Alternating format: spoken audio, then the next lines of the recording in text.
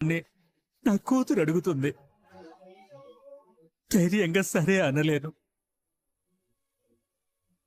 ఇది ఎలా ఉందంటే ఆలోచిస్తుంటేనే గుండె కొట్టుకోవడానికి ఆగిపోవడానికి మధ్యలో ఉందమ్మా. తప్పదు మావయ్య.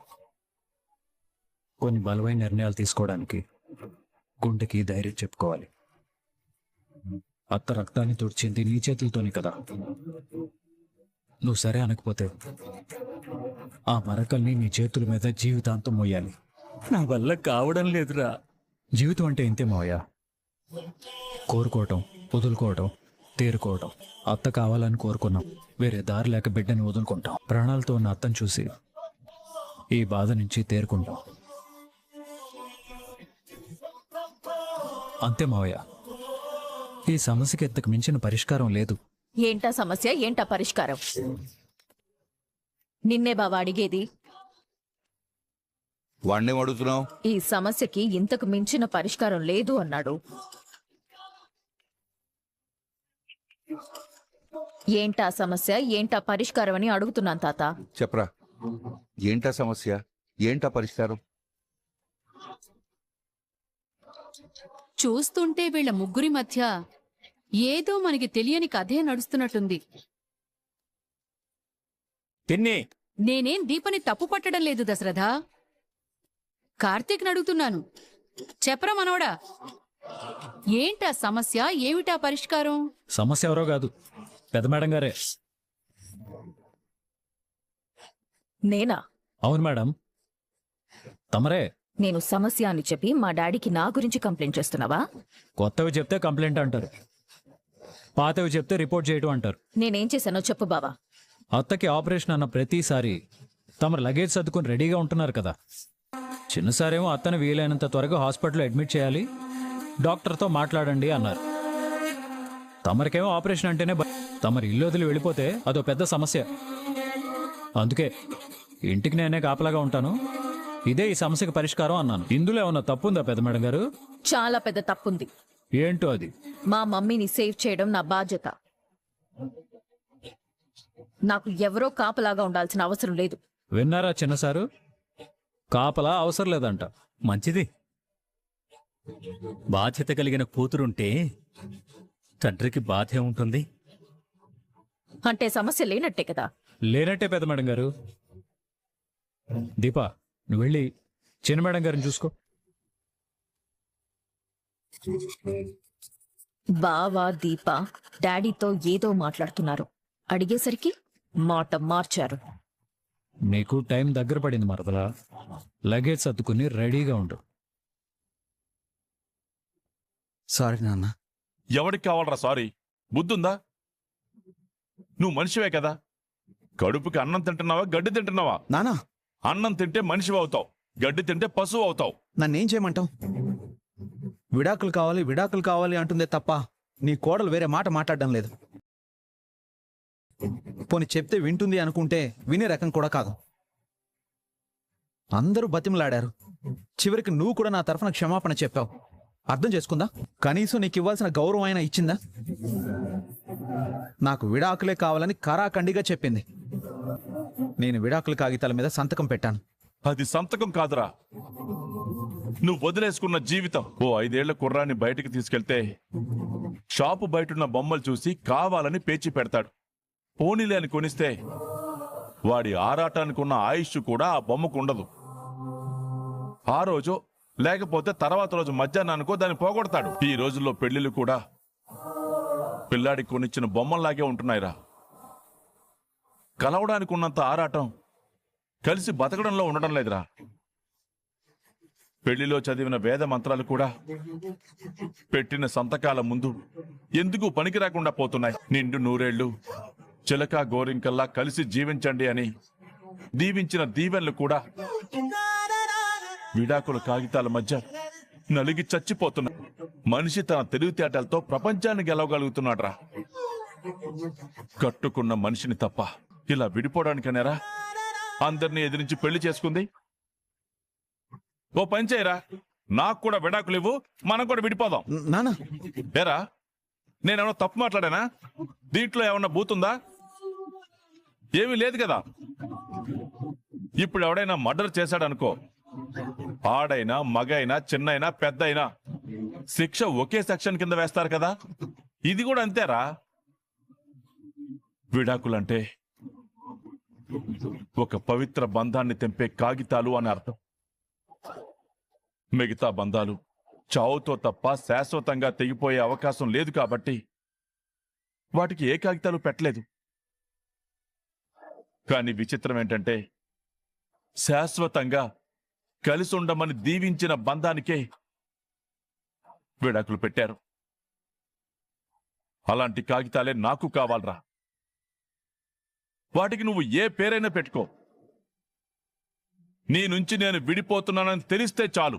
నాన్న, నేను విడాకుల కాగితాల మీద సంతకం పెట్టాను. స్వప్నాన్ని వదులుకోను.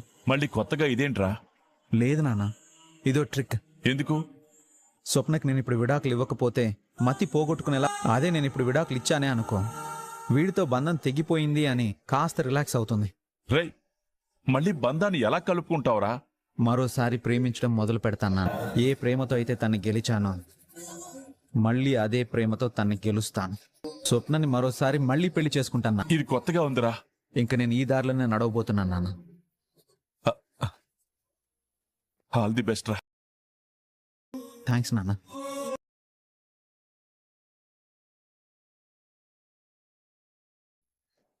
నీకు చెప్పింది అర్థమైందిగా. నువ్వు ఈ రోజు నుంచి ఎక్కడికి వెళ్ళడానికి వీల్లేదు. సార్, ఏంట్రా? మేము బయలుదేరుతాం సార్. సరే వెళ్ళండి. డబ్బులు ఏమైనా కావాలంటే మీ నాన్నకు ఫోన్ చేయి. అకౌంట్ సెక్షన్ కూడా మీ నాన్నకే అప్పగించారు. అలాగే సార్. మీతో మరో విషయం చెప్పాలి. చెప్పు. రేపటి నుంచి మేము రావట్లేదు సార్. రావట్లేదా? ఎందుకు? ఈరోజు హాస్పిటల్కి వెళ్ళాం కదా, డాక్టర్ గారు మావిని రెస్ట్ తీసుకోమన్నారు. ఎన్ని రోజులు? 4 రోజులు. దీప రెస్ట్ తీసుకుంటే నువ్వు మానేయడం ఎందుకు బావా? భార్యకి సేవలు చేయడానికి. ఇంటి దగ్గర అత్త అనసూయ ఉన్నారు కదా. భర్తగా నా బాధ్యత నాకు ఉంటుంది కదా పెద్ద మేడం గారు. బాధ్యత ఉన్నవాడివి అయితే ముందుగానే నాతో చెప్పాలి. దేనికి? పర్మిషన్ తీసుకోవడానికి. పర్మిషన్ దేనికి? యాజ్ పర్ ది అగ్రిమెంట్ వీళ్ళిక్కడ ఉండాలన్నా మానాలన్నా ఆఖరికి లీవ్ పెట్టాలన్నా నాకు ఇన్ఫార్మ్ చెయ్యాలి. నేను పర్మిషన్ ఇవ్వాలి. అయితే పర్మిషన్ ఇవ్వనంటావా? ప్రాబ్లం ఏంటో చెప్పమను డాడీ. చెప్పాడు కదా రెస్ట్ తీసుకోవాలని. అయితే దీప ఎక్కడికి వెళ్ళదు.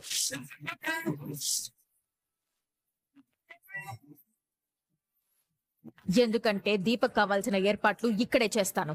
అవసరం లేదు. మాకు ఇల్లు ఉంది, దానికి ప్రతి నెల రెంట్ కూడా కడుతున్నాం. ఈ నెల కూడా రెంట్ కట్టు బాబా, నేనేం కాదనడం లేదు. కానీ రెస్ట్ తీసుకోవడానికి అయితే భార్యని మాన్పించేసి కాపలాగా తమరు సేవలు చేయడానికి తమరు ఇంటి దగ్గర ఉండాల్సిన అవసరం లేదు. పోనీ నా భార్యని మధ్య మధ్యలో చూసుకుని వస్తాను, అలా ఓకేనా? ఇదేదో ఆవు పులి కథలా ఉంది. ఆవంటే వచ్చింది, నువ్వు వస్తావో రావో. సారీ మేడం, ఇలా అటు ఇటు తిరగడం కూడా కష్టం అయ్యేలా ఉంది.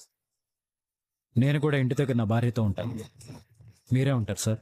చూడు కార్తీక్, నేను ఇంతకు ముందు చెప్పిందే మళ్ళీ చెప్పు. దీపని ఇంటికి రావద్దు అన్నాను, మీరే వెళ్ళలేదు. సరే అన్నాను. ఇప్పుడు మీరే రెస్ట్ కావాలంటున్నారు కదా, ఓకే. కడుపుతో ఉన్న భార్యకు సాయంగా ఉంటానంటే నేను మాత్రం ఎందుకు కాదంటాను? దశరథ, నాన్న. వేరే డ్రైవర్ని చూడు.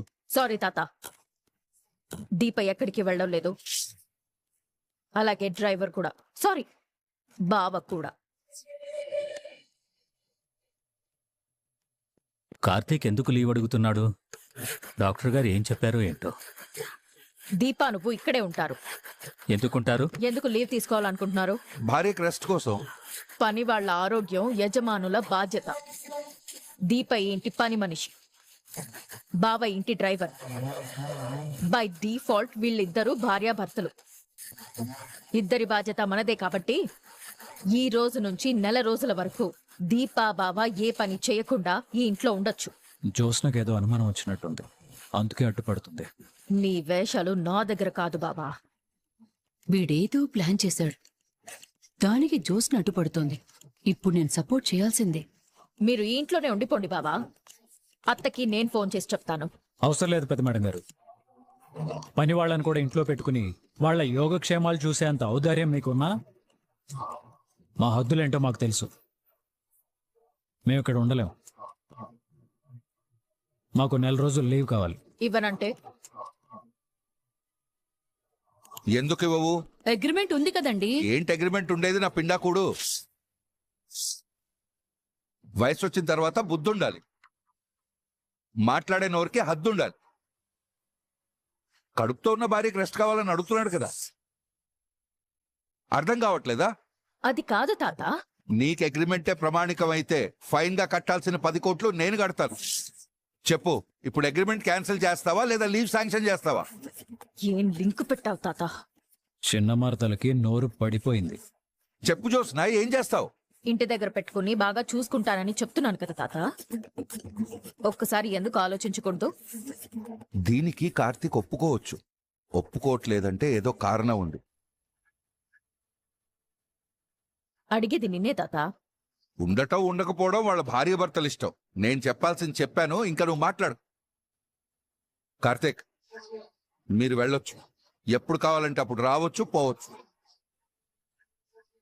దీప ఇంటి దగ్గర ఉంటే కాంచన కూడా సంతోషిస్తుంది. Okay sir. బాయ్ పెద్ద మేడం గారు. బాయ్ పారు. మీరు లోపలికి వెళ్ళండి. ఏదో జరుగుతోంది. ఏం మావయ్య, ఏం చేస్తున్నారు? ఇంటికి వెళ్తున్నావు? అర్థం కానట్టు నటించొద్దు. లీవ్ ఎందుకు అడిగావు? దీపని హాస్పిటల్లో అడ్మిట్ చేయమని చెప్పారు. నాన్న అనే పిలుపును వదులుకుంటున్నందుకు బాధగా లేదా? అలా పిలవడానికి సౌర్యం ఉంది. ఇది చాలా పెద్ద త్యాగం. ఇది నీకు ఇల్లేమో, నాకు దేవాలయం. నా బాల్యం అంతా ఈ ఇంటి గోడల మధ్య జ్ఞాపకాలుగా తిరుగుతూనే ఉంది. తిట్టడానికి ఏం కావాలన్నా మొదటగా గుర్తొచ్చే మనిషి అప్ప. ఆ టెర్రస్ పైకి ఎక్కి గాలిపటాలు ఎగరేసేవాళ్ళం. లోపల డైనింగ్ టేబుల్ దగ్గర అందరం కూర్చుని భోంచేసేవాళ్ళం. ఇల్లంతా ఎప్పుడూ సందడిగా ఉండేది. మీరంతా ఉండడం వల్లే ఇదంతా అనుకునేవాడిని. ఓసారి అత్త ఊరెళ్ళింది. మీరంతా ఇంట్లోనే ఉన్నారు, కానీ సందడే లేదు. ఏదైనా కావాలంటే ఎవరిని అడగాలో తెలీదు. పని మనిషి చేసి పెట్టినా నచ్చదు. అమ్మ వంట చేయదు. అత్త లేనిరా 2 రోజులు దేవుడి గదిలో గట్ట కూడా మౌనంగా కూర్చుంది. అప్పుడే నాకు అర్థమైంది, దేవాలయం లాంటి ఇంటి దేవత అత్తేనని. అత్త 2 రోజులు లేకపోతే నీ ఇల్లంతా చిన్నపోతే, ఆ మనిషే పూర్తిగా లేకపోతే అప్పుడు ఈ ఇల్లు దేవాలయం కాదు, ఓ మనిషి జ్ఞాపకాలు దాచుకున్న సమాధిలా కనపడుతుంది. నీ గిఫ్ట్గా ఇస్తానని నా భార్యకి మాటిచ్చాను, కానీ తను మాత్రం కోరుకుంది తల్లి ప్రాణాలే. ఈ నేచర్ బిహేవియర్ చాలా డిఫరెంట్గా ఉంటుంది మావయ్య. ఈ ప్రకృతి మన మాట వింటుంది. మనం ఏదైనా ఒకటి అడిగితే అది ఇస్తుంది. బట్ వన్ కండిషన్, మన నుంచి అపురూపమైంది ఒకటి తీసుకుని అమూల్యమైంది మనకి తిరిగిస్తుంది. ఇప్పుడు కూడా మేము ఒకటి అడిగాం, అపురూపమైన మా బిడ్డను తీసుకుని అమూల్యమైన అత్తనిస్తుంది. అందుకే మా నిర్ణయాలు ఎవరి దగ్గర ఆగిపోలేదు. మేము ముందుకే వెళ్తున్నాం. దీపని హాస్పిటల్లో అడ్మిట్ చేయాలి. జనరల్గా ఎవరైనా ఎక్కడికైనా వెళ్తాను అంటే జాగ్రత్తగా వెళ్ళి రండి అంటాం. కానీ ఇప్పుడు మీకేం చెప్పాలో అర్థం కావట్లేదు. వీళ్ళ ముగ్గురు ఇక్కడ మీటింగ్ పెట్టారేంటి? మావయ్య, నీ లోపల ఎంత బాధ ఉందో నేను అర్థం చేసుకోగలను, కానీ దాన్ని బయటికి రానివ్వకు. మేమేం చేయాలనుకుంటున్నాం అది చేయనివ్వు. వీళ్ళేం చెయ్యాలనుకుంటున్నారు? వేరే ఏం చెప్పినా ఒప్పుకునేవాణ్యేమో, కానీ దీప కడుపులో బిడ్డని వదులుకోవడం అంటే మనసు ఒప్పుకోవట్లేదురా.